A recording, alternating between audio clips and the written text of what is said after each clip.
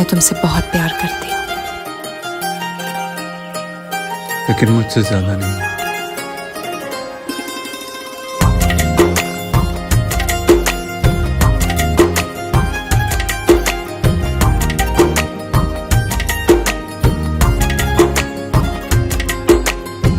मेरी किस्मतों को मिले हाथ तेरे, फिर से लकीरें दिखने लगी।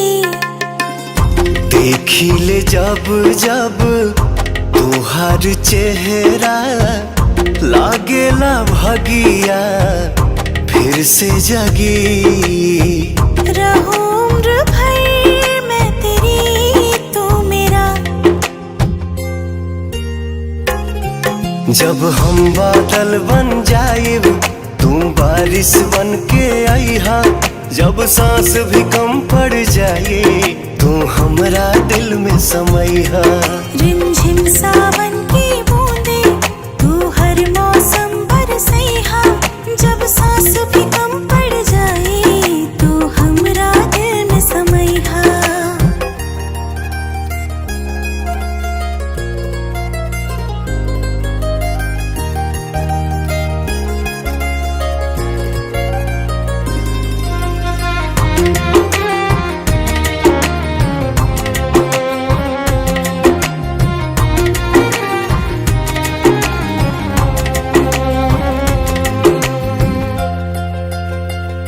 मेरे लबों से आए कभी भी, हो नाम पहला तेरा मेरी ज़बां पे।